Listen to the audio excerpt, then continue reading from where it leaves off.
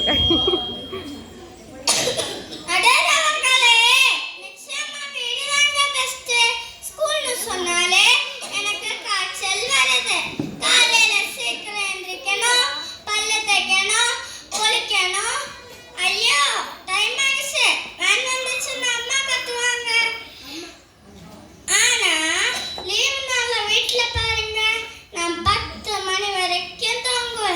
யாரும் கேள்வி கேட்க மாட்டாங்க. வீட்டுல எனக்கு பிடிச்ச கார்ட்டூன் பார்க்கலாம். ஸ்கூல் போனா கஷ்டப்பட்டு படிக்கணும், கை வலிக்க எழுதணும்.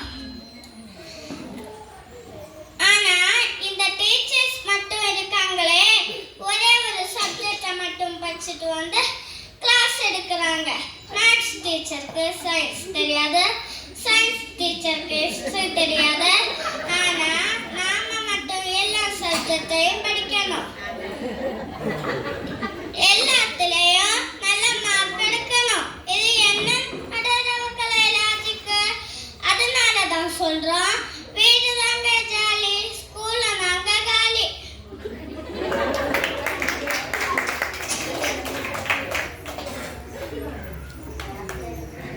ஐயோ இவருக்கு நடக்க.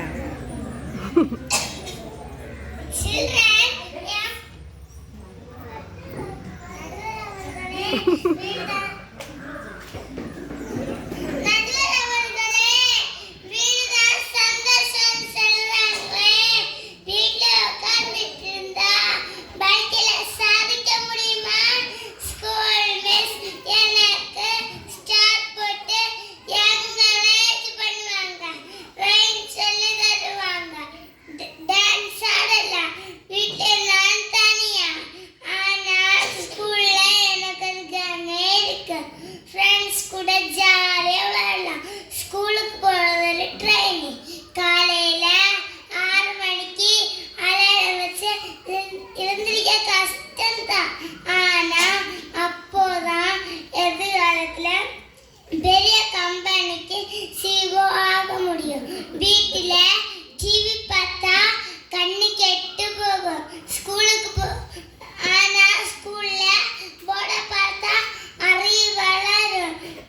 நாளைக்கு பெரிய ஆளாகிறத நினைச்சு பார்த்தாலே இன்னைக்கு சந்தோஷமா ஸ்கூலுக்கு போலாங்க.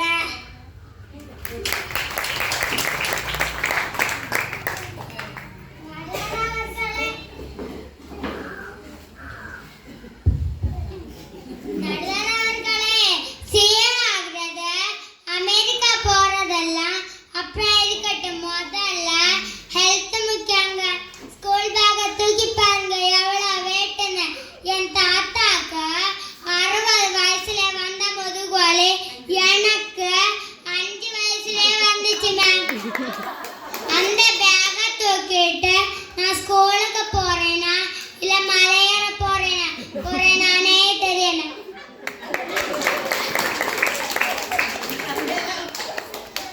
காலை எழுந்தவுடன் படிப்ப, மாலை முதல் விளையாட்ட பாரதியா சொல்லியிருக்காரு.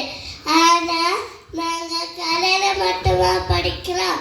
Special class, tuition class, summer class, winter class, leave நாளில் கூட நிம்மதியா இருக்க விட மாட்டேங்கிறாங்க.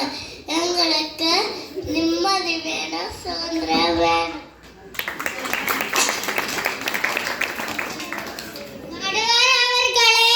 நிம்மதியும் சுதந்திரம் எங்க வீட்டுல தான் கிடைக்கும். எங்க மேஸ் ஒரு நாள் லீவு போட்டா கூட அவ்வளவு சந்தோஷமா இருக்கும். எங்களை ஃப்ரீயா விட்டாலே நல்லா படிப்பாங்க. நடுவர் அவர்களே, வீடு தாங்க சந்தோஷத்தை தரும். நடுவர் அவர்களே, ஸ்கூலுக்கு வந்தாதான் வாழ்க்கையில ஜெயிக்க முடியும். வீட்டுல உட்கார்ந்துட்டு இருந்தா அவர் சோம்பேறிதான் ஆக முடியும். ஸ்கூல்ல மிஸ் கொடுக்கிற பனிஷ்மெண்ட் எல்லாம் கஷ்டம்னு சொல்றாங்களே, ஆனா அதுதாங்க நம்ம ஸ்ட்ராங் ஆக்குது.